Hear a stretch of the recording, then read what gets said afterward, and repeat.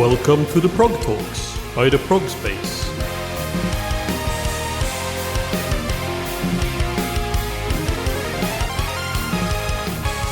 Welcome to the Progtalks, an interview series by the Progspace where we will be talking to musicians in all corners of the progressive music scene.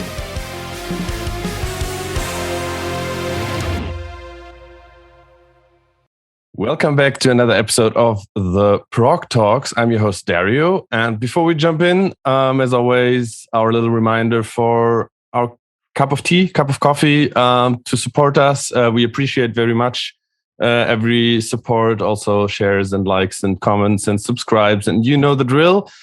But now you can see we have a full house today. Joining in from different corners of Germany, I believe, is the band Soulsplitter. Good evening. Good evening. Yeah, thanks for inviting us. Yeah, I can introduce you a bit, maybe the band because maybe you guys out there remember back in 2019, these guys released this masterpiece here. I gave it a 10 out of 10 in my review, and I still stand by it. It's a brilliant album, and some time has gone by in the meantime, and now there's a couple of new faces in the band. We had the band on the Progcast, interviewing them on the Euroblast Festival in 2019. Maybe some of you have heard that. Maybe we can make a quick round and you guys can introduce yourself and your role in the band. Starting with Simon. Yeah, I'm Simon. I'm the guitarist of the band, and I'm from Hamburg. Yeah. And you were also already part from the very beginning. From the beginning, yeah. Then continuing with the bass player. Yeah, I'm Felix. I'm the bass player. I'm also part of the old lineup, and I'm from Mannheim. Yeah, continuing with the old lineup, with the founding members, Mr. Drummer Boy. Yeah, my name is Fenix. I live in Potsdam in Germany, close to Berlin, and I'm the drummer of the band, also founding member. Continuing with Sami. Yeah, hi, I'm Sami and I'm singing for Soulsplitter. And I joined, I started playing with the band when we started touring with the old album. And now I'm fully, incorporated, I guess. Yeah, we're going to talk about all that in a second, of course. We have one member left. Yeah, I'm Levin. I'm the keyboardist. I'm living in Essen right now, in the middle of Ruhrpott. And I joined for this new album and started with one song, but then the full album. And then now I am also a full member of Soulsplitter. Wonderful. And we've been talking about the old album, which was, of course, Salutogenesis. And that one had multiple different vocalists on different songs. And then for the live shows, Sami joined. And now on the new album, this is a full vocal performance on the full album with Sami. What was the motive behind the change here? And was it like, did it just happen naturally and then it fit? Or did you say, next album, we want to have one main vocalist when you started writing for the new album? I think we were pretty sure that we would like to have a more homogenic sound on this next record when we were done with Salutogenesis. Like it was a really great experience to work with all these different people and different voices, but it was also very time-consuming process, of course, finding the right people, like recording or having all these multiple sessions, like making them all fit together.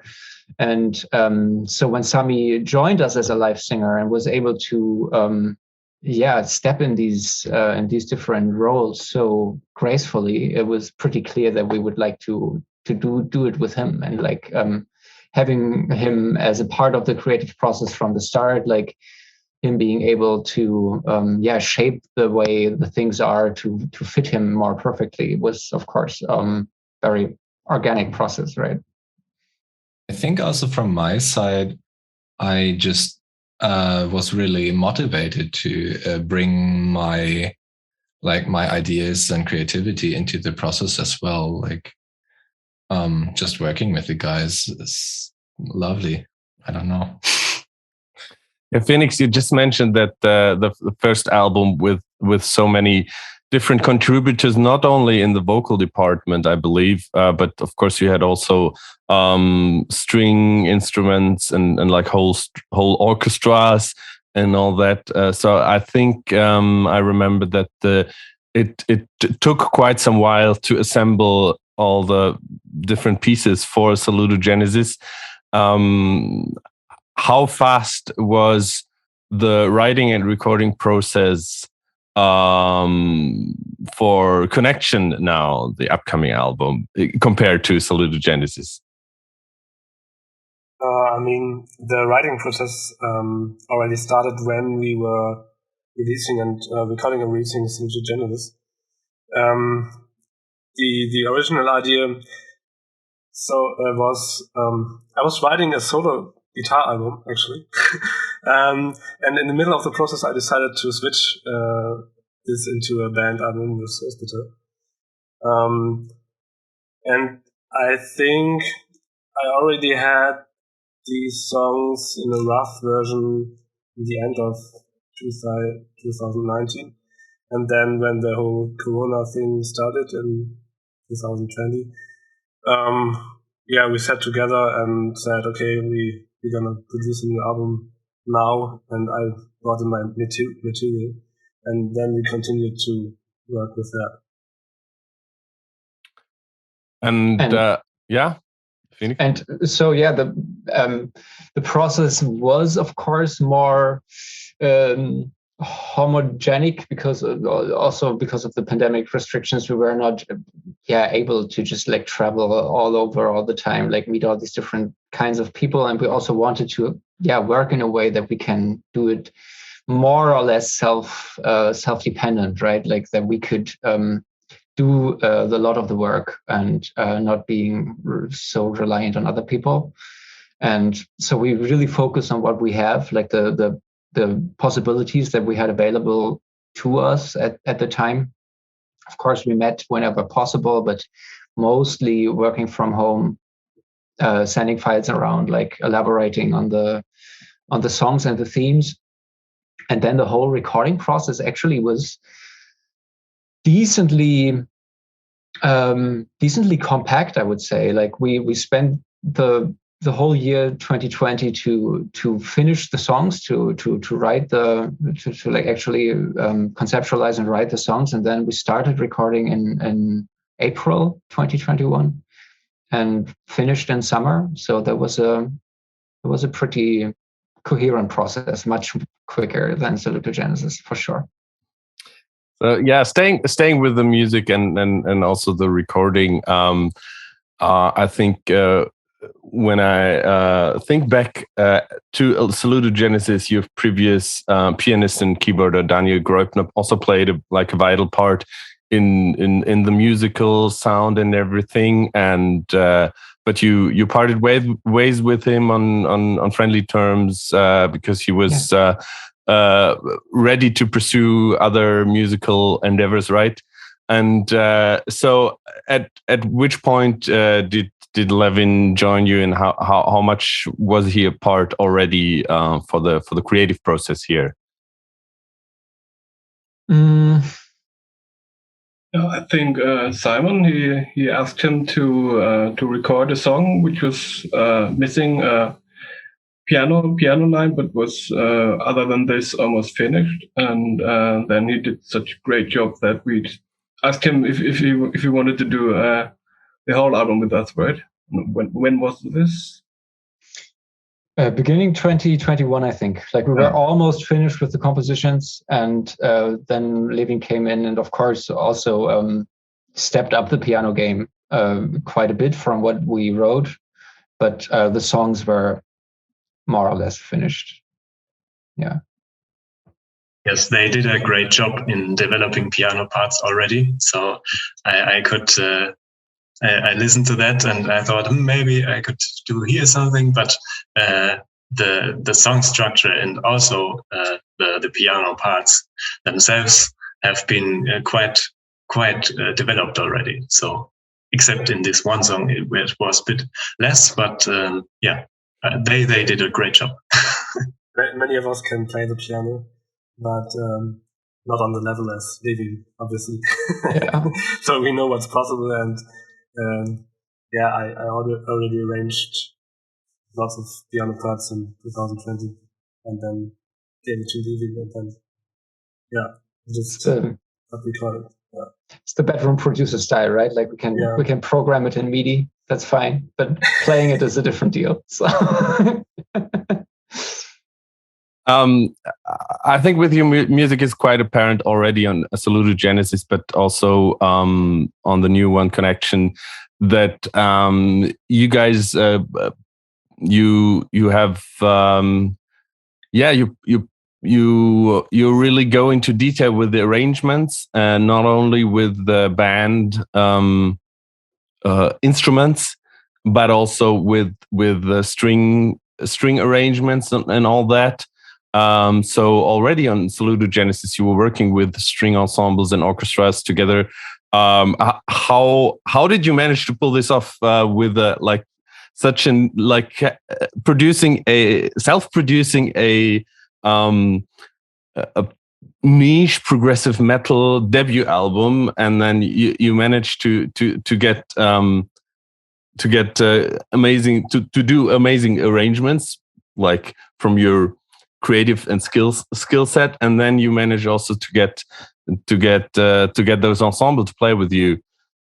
I think that's quite an achievement, like both in very different areas, of course. I guess that's coming from a slightly privileged perspective, since Sami and I grew up in a classical music background, right? Like our parents are both classical musicians, and our father is a conductor, actually. So we grew up making a lot of connections in classical fields, right? And so when it came to the recording process, we were kind of lucky in multiple ways. Like actually at our school where we studied back then, and at the Pop Academy in Mannheim, there was a bi-yearly thing that the German Pops Orchestra would come for a day to just sight read and record compositions that were currently in the process of producing students. And so our producer, who was producing the album at the time, he asked us if that wouldn't be a great way to have a proper string recording. And so we went in there, and they were actually very fond of it and tried to make the best out of it. And so that was the start of the journey. And then we decided, like, if we have it on one song, like, we have to have it on all songs. Like, it would be a shame to just now use sample strings. Like, why would we do that? And so we asked some friends and acquaintances, and it worked out to assemble a small ensemble and record that. And it was similar now for Connection.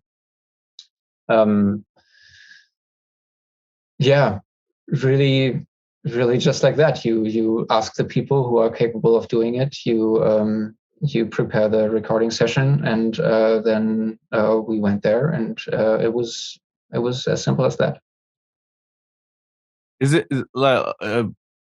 maybe a little bit technical composing question? Is it a big difference when you sit down and work on an arrangement for, let's say, bass, guitar, drums, and maybe a little bit of keyboard, or like a fully fledged string ensemble or orchestra arrangement?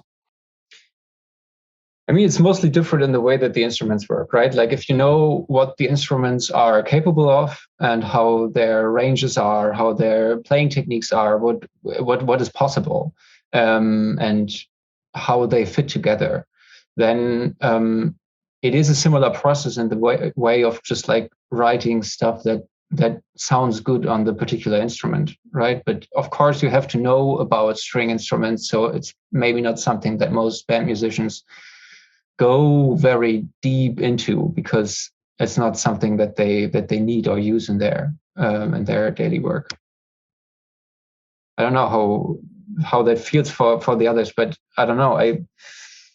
I always found it very interesting to mix different colors, and so it came pretty natural for me, at least, to see what other instruments can bring to the table and work with those colors to just enrich my palette of composition. Yeah. Speaking. Yeah. Simon. Well, the vision at the beginning of the writing was a mixture of bands and string sound. I mean, you can hear that in the whole album. Like, it's always there are strings everywhere. Starting at the intro already. Yeah, it's more like band and strings, and not that many special other instruments like in Salutogenesis, but more compact, like band and strings, I guess. It's quite like we try to kind of get it as a unit, that it's not a band with orchestra, but rather like one, like one cohesive piece of music. I mean, there are many pieces that got arranged as a string arrangement afterwards, or where string arrangement gets added after the piece is already done, and we try to begin with composing it as one part. Yeah. I just wanted to ask, as I've been fortunate enough to listen to Connection already a couple of times by now, and compared to Salutogenesis, it definitely sounds more cohesive as one piece, more it's more compact. And so Fenix, you just said that more colors in the palette, so to speak. Yet it sounds like one. Is that something you set out to do? Like to have this this compact thing that is colorful, but every color blends together, and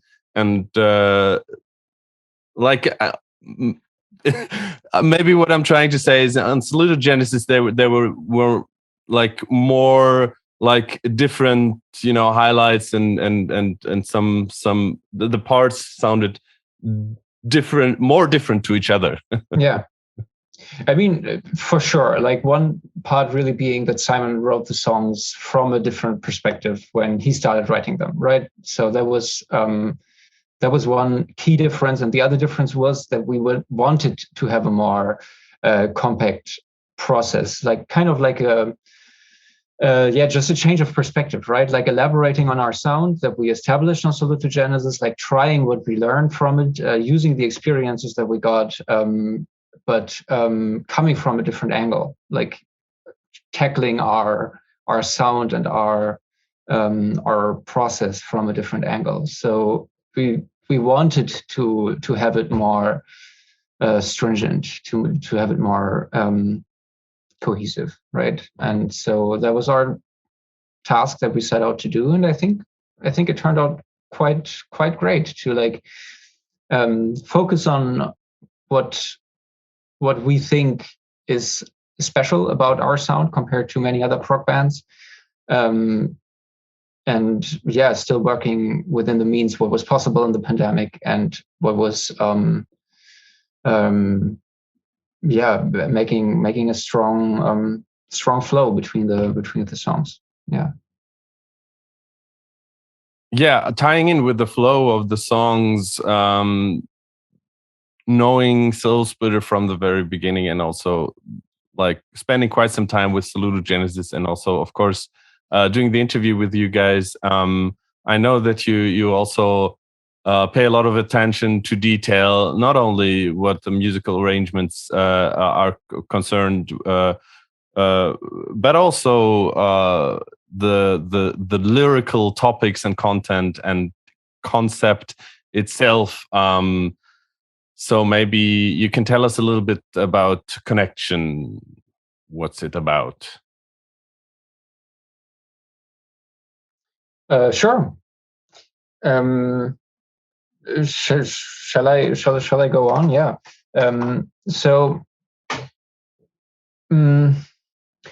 Connection is really trying to picture a process of self-realization. It's kind of a process of each song is a chapter in a process of shaping consciousness. Really, like the first song is called Disconnected, right? And so it's really about a person realizing that the way they perceive themselves and their beliefs and expectations are not necessarily in alignment with reality and what actually is out there. And so they are courageous enough to wanting to tackle that and step into the unknown, questioning old beliefs and patterns, and that necessarily leads to a confrontation with one's own shadow, right? With your fears, with your demons, with your past, your trauma, like all the things that you had to deal with.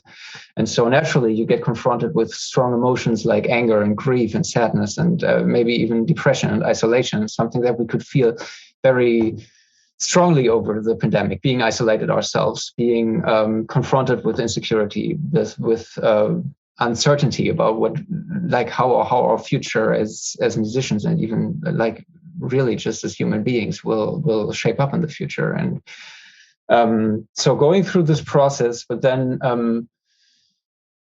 coming to a state where you can accept this as a growth opportunity to integrate those parts about yourself, accept them as part of your reality, of your story, of your your identity, and being grateful for it, right? So you can step back out in the outside world, which is probably not much brighter than before, not much kinder or friendlier, but you are more capable of dealing with it because you have a sense of belonging in yourself and a sense of security in yourself because you know better who you are than before. And so that's really what this album is trying to convey. Yeah, and I guess there are many layers of what the album should mean and develop to you. Like it's more a process, it's more an emotional process than a story, like it was in Salutogenesis. And it's more about trusting your own perception. Like when you're disconnected, you're not really connected to yourself, meaning that you cannot trust your own perception.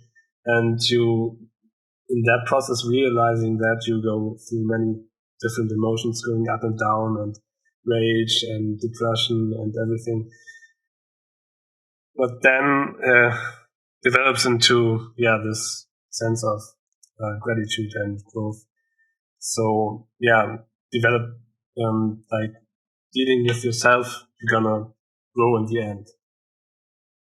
What I think is also quite interesting about it is like when we first like really started developing the concept for the album and like manifesting it and going into depth, like what is each song about and like in what order are we gonna like put them and this kind of stuff. That was like the first time we met as a group since the beginning of the pandemic. So like there was this one summer where it like suddenly opened up a little bit more. So we felt like, okay, let's all meet up and like feeling this connection as a group, I think also really flavored the whole lyrics for the album and the concept, really. Like we got a taste of what we missed beforehand. So that's also a kind of connection that has happened. Yeah. We all brought in our feelings and thoughts that we processed to this through the time of lockdown, where everyone had to listen to himself and really think about what you are and how you gonna develop in this time where you very with yourself alone. Wow, it's always very, very, very, very deep with you guys. This lyrical content, but I love it. It shines. It's also, it shines through and with the music, I think, which is wonderful. Sami, you just mentioned the order of the songs that you discussed, and of course, you guys released some singles, and the first three songs of the album were also the first three singles, albeit in a different released in a different order than they are gonna be on the album in the end. The opening track is Disconnected, as you earlier mentioned already. Fenix, I think you said it we were very, very happy to premiere that amazing video for that song on the Progspace. There's videos for the other two singles as well, but they look cool as well. I mean, it's you guys playing, but this one particular video is very artistic. And for Salutogenesis, of course, there was the Moloch, which was an amazing animated video, and this time around there is both some live action and then going into animated territory. Maybe you can tell us a little bit about the creative process behind the video for Disconnected.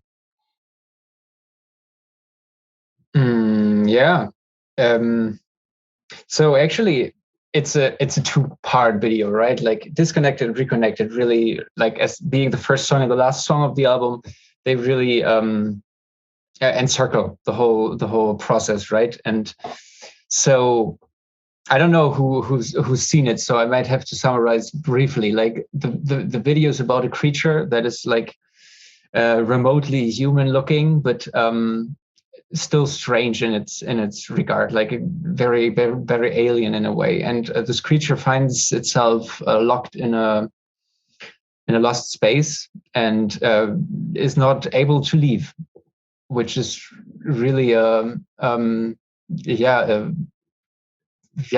metaphor for being locked in your perceived sense of reality, which you cannot usually just leave like that, right? So what this creature has to go through is to move into its own subconsciousness, which is depicted through an animated world. Like the creature is being drawn into a image frame and finds itself in an animated world full of different kinds of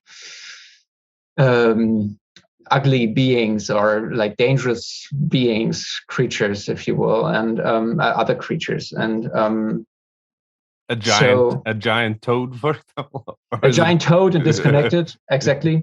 And so that's where Disconnected ends, right? Like this is where the first video ends, and everything that unfolds afterwards, like the whole album that comes afterwards, is what happens in this world. Like when you are willing to step into your subconsciousness and meet these things that await you there. And so what happens in Reconnected, without wanting to spoil anyone, just like putting it briefly, after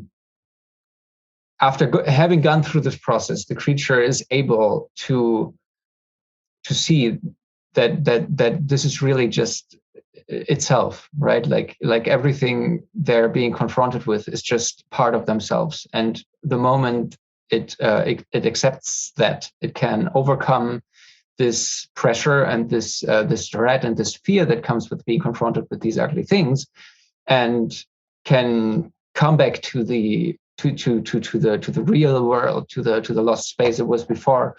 Can feel overjoyed, it starts to dance, and can ultimately leave the place and tread into new opportunities and challenges. So yeah, that's really captured beautifully the whole process of the album by our filmmaker Tobias Lammers, who really stepped up insanely throughout the process. Like he did all this by himself.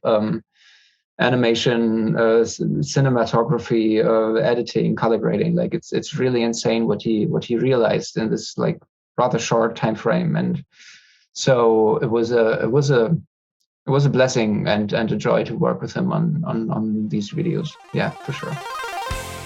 If you are enjoying this interview, please head over to theprogspace.com for more reviews, articles, pictures and interviews, all about progressive music. You can also find us on Facebook, Twitter and Instagram. theprogspace.com.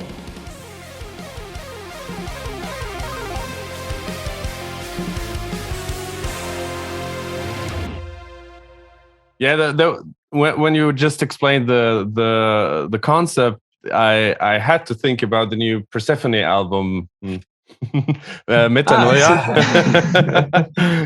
which also deals with kind of similar process, going into your dark subconsciousness and emerging stronger and more wiser, or hopefully. As you said, you're better able to cope with all that's been thrown at you by the harsh reality. And now that you explained the concept of the video, I had to think of the title of the latest Diablo Swing Orchestra album, Swagger and Stroll Down the Rabbit Hole. And before we started the recording, we had a little chat, and Fenix, you mentioned that through all of the Progspace awards, you were able to discover some more albums from last year that you weren't aware of, that you hadn't heard yet. And so far we have talked a lot about Soulsplitter, about the musical process and the themes behind the music. And I'm really curious what your influences are. This time I'm curious. Usually I'm curious about what's some influences from outside the prog world, but this time I'm curious what new albums from last year, or maybe already from this year, like really connected with you. So what I was going at before, I will try to keep it short to but the two albums that really stood out for me from the awards were Franklin Zoo, which I really liked. I really I didn't know them before at all, and I loved the album art. So I listened to it and I was really amazed by it. And the other one was Dune, which I heard of before. Like I listened to their last record. I don't even remember how it was called. Progenitor. But now the new record, Etem and Anka, was mind-blowing for me. I really liked it. And the other album that not the only one, of course, but what I listened to the most last year for sure was Vola's new record, which just a masterpiece, really. Like every track is a banger. It's insane. I really, really liked it. Wonderful picks. Maybe just tying in a little bit with the Franklin Zoo. Wonderful, absolutely mind-blowing discovery for me as well through a promo email.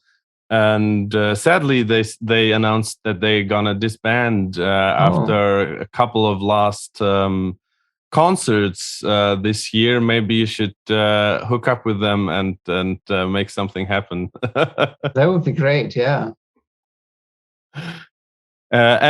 Anyone else who wants to share some influences or some great music?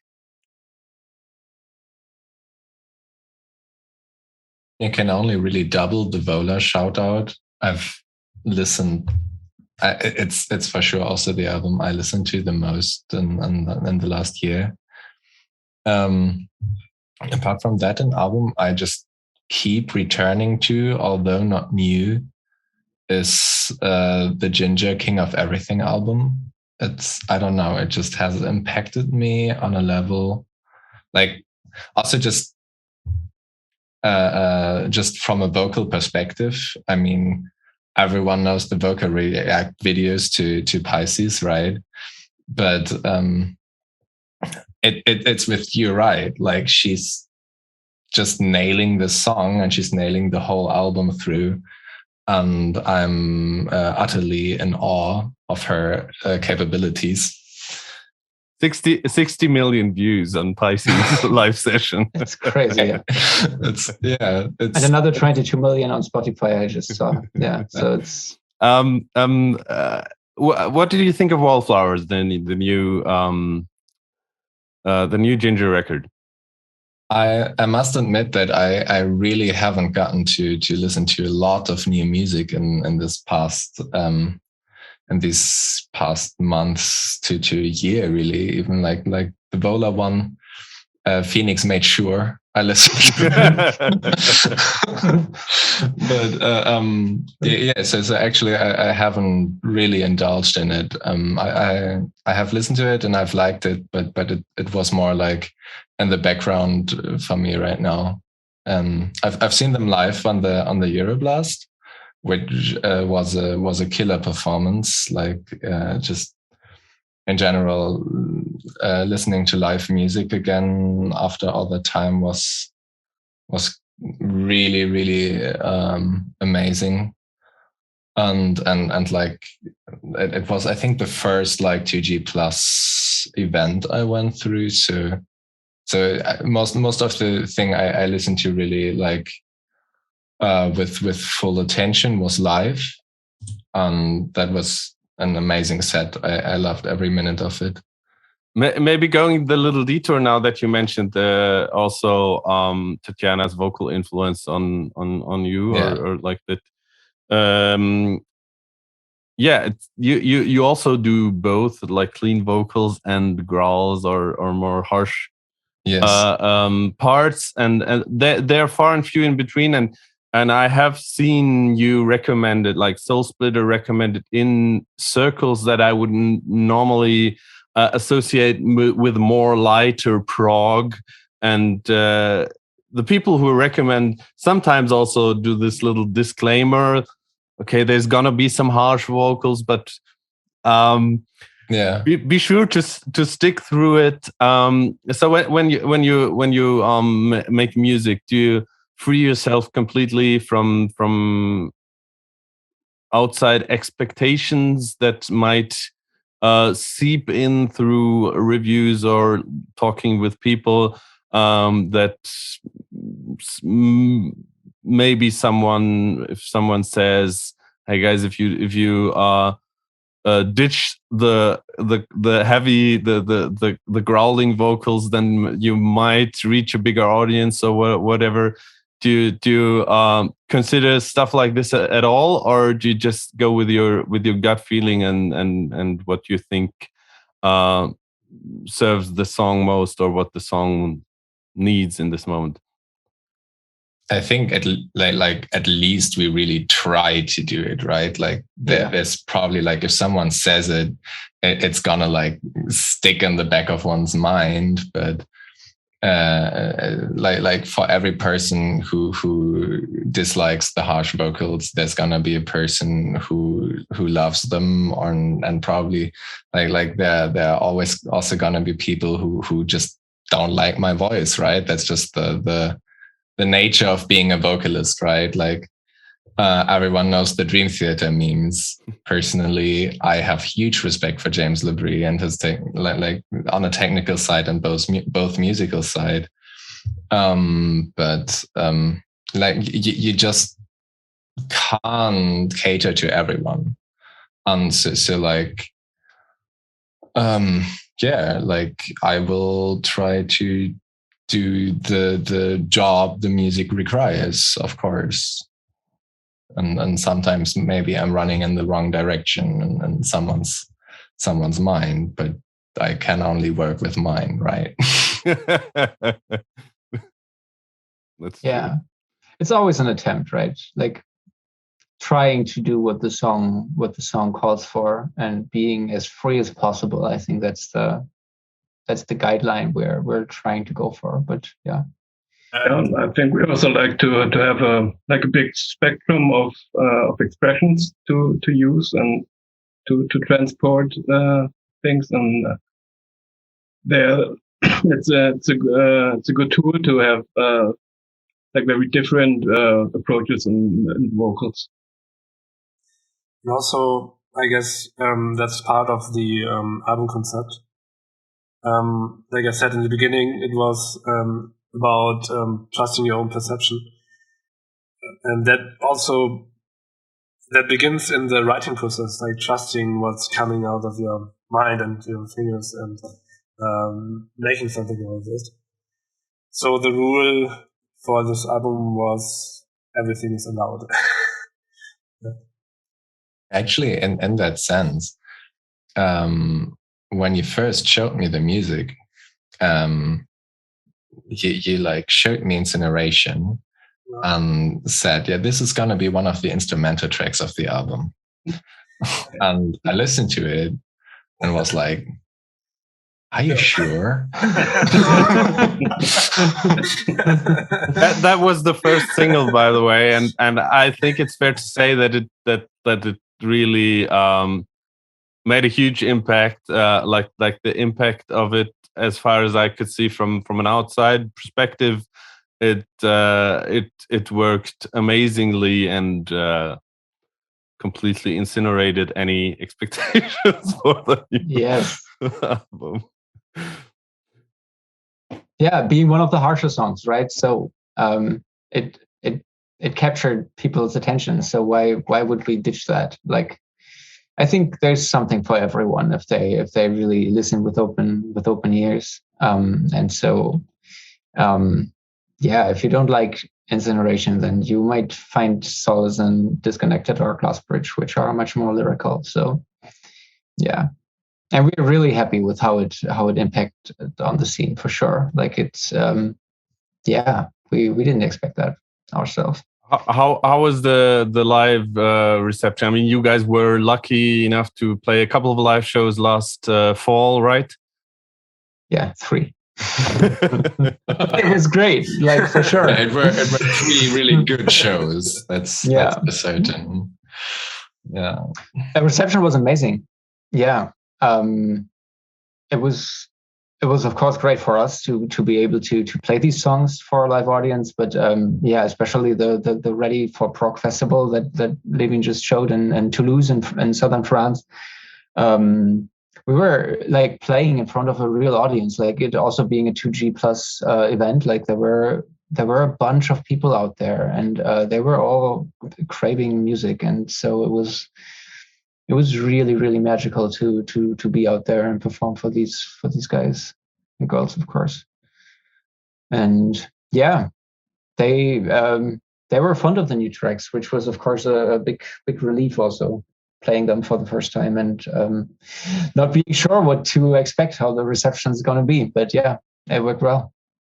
Yeah, like writing the music and like working on it was really isolated, right? Also, like we are listening to it, like it partially it's normal, right? Like you just listen to it over and over again, and eventually you like show it to some friends or something, but it's never this isolated. Or like it never was. I can't wait to see you guys live. But things hopefully are gonna look good for more live shows over the coming year. We're still at the beginning of the year. I hope there's gonna be lots of opportunities for you guys to present the amazing music from Connection, and also maybe some choice cuts from Salutogenesis. You guys out there, be sure to follow Soulsplitter on the social media platforms to be alerted whenever there's new live shows.